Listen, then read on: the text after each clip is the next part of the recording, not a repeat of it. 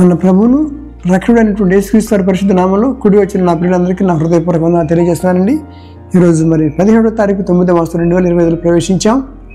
బుధవారం వచ్చింది. దీనిలో నాకు ఇచ్చిన తలంపు ఇర్మియా గ్రంథం 17వ అధ్యాయం 9వ వచనం అండి. చదువుతాను, జాగ్రత్తగా నుండి. 642 పేజీలో ఉంది.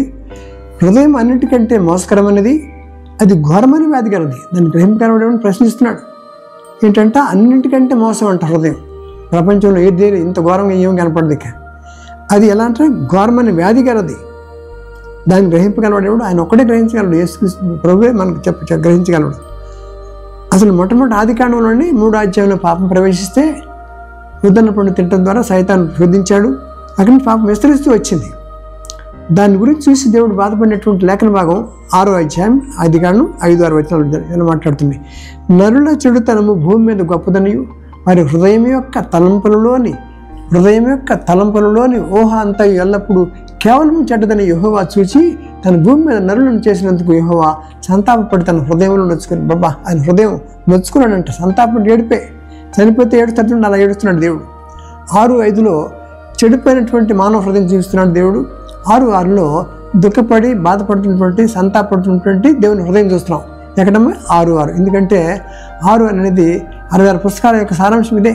ఆయన గుండె అంతా ఇక్కడే ఉంది, 6:6లో ఉంది. దుఃఖపడుతున్నాడు, చెడిపోతున్నారు, ప్రజలంతా నశించిపోతున్నారు, రక్షణ పొందకుండా పోతున్నారని చెప్పి ఆయన దేవుడిస్తూ రాసిన మాట 6:6 అండి ఆది కాండం. ఎంతో గొప్ప గ్రంథం, ఆలోచించండి. ఆ రీతిగా మనం ముందుకు వెళ్ళినట్టయితే దేవుడు ఏం కోరుతున్నాడు, ఎలాంటి వారిని కోరుతున్నాడు హృదయాన్ని చూడండి. మత్తయి సువార్త 5వ అధ్యాయం 8వ వచనం మాట్లాడుతుంది. హృదయ శుద్ధి గలవారు ధన్యులు, వారు దేవుని చూసేదారు. హృదయ శుద్ధి అంటే హృదయం, ఇప్పుడు హృదయం అండి ఇది. ఈ హృదయంలో పాపాలు, మనం దోషాలు, మోసాలు అన్నీ దాచిపెట్టుకుంటున్నాం. కానీ ఏం చేశాడు హృదయం, ఈ గుప్పుడు ఎప్పుడండి ఇందులో నుంచి మీకు కోపం కానీ, మోసం కానీ, వ్యభిచారం కానీ, తర్వాత ఇతరుని దూషించడం కానీ, బాధపడటం కానీ, నరహత్య కానీ, ఏమేమి అన్ని కూడా విడిచిపెట్టమన్నాడు. ఎప్పుడైనా విడిచిపెడితే ఇలా చూపించాలి దేవుడి చేతి. అది శుద్ధి అయిపోతుంది, ఆయన రక్తంతో కడిగేస్తాడు. కాబట్టి ఆటోమేటిక్గా మనం ప్రభువుకి దగ్గర అయిపోతాం, ఆయన బిడ్డలుగా మారిపోతాం. కాబట్టి చక్కటి మాటలు నేర్చుకుందాం. అలాగే ఇంకా మీకు చూస్తే మత్తయి సువార్తకి వెళ్ళి 12వ అధ్యాయం 34వ వచనం మాట్లాడుతుంది. సర్ప సంతానమా మీరు చెడ్డవారండి, అలాగూ మంచి మాటలు పలుకగలరు అని ఆయన అంటాడు. హృదయం నిండిన దాన్ని బట్టి నోరు మాట్లాడుతుంది కదా. అంటే హృదయం దేంతో నింపుకోవాలని, వాక్యంతో నింపుకోవాలా. కానీ చూడండి, రాజకీయాలు ఉంటాయి, అందరూ అదే మాటలు మాట్లాడుతుంటారు. బూతులు ఉంటాయి, కొంత నోరు తెరిస్తే బూతులే, కొంత సీరియల్స్ మాట, నోరు తెరిస్తే సీరియల్సే. అంతే ఇలా భక్తిని మాట మాట్లాడుకుంటారు. భక్తి గలవాళ్ళు భక్తి వాళ్ళు అంటే హృదయం వాక్యంతో నిండితే ఏమొస్తుందండి, వాక్యంతో నింపుకుంటే వాక్యాలు వస్తాయి. పరిశుద్ధంగా మాట్లాడతారు, నోరు శుద్ధిగా ఉంటుంది. కాబట్టి అద్భుతమైన లేఖనాలు చెప్తున్నాడు. 1, 2, 3, 4 మత్తయి సువార్త చెప్తున్నాడు. 12:34 హృదయం ఎందుకు 12:34 రాసిన అడిగితే దేవుడు సమాధానం చెప్తున్నాడు. ఎన్ని ఛాంబర్స్ ఉంటాయంట హృదయంలో? there are 4 ఛాంబర్స్ అంట. సైన్స్ చెప్తుంది ఎన్ని ఛాంబర్స్ ఉన్నాయి. 4 చాప్టర్ ఉండాలి కాబట్టి ఛాంబర్స్ ఉంటాయి. కాబట్టి మీరు 1, 2, 3, 4 అంటే 4 ఛాంబర్స్ గుర్తు చేస్తుందని నేర్చుకోవచ్చు, మనం సైంటిఫిక్గా నేర్చుకోవచ్చు అండి. కాబట్టి అందుకని అంటాడు. ఇదంతా ఎందుకు? 23-26లో సామెతల గ్రంథంలో సొలొమోను రాస్తున్నాడు. నా కుమారుడా నీ హృదయము నాకేమో, నేను దాన్ని పరిశుద్ధి చేస్తానని చెప్పి అంటాడు.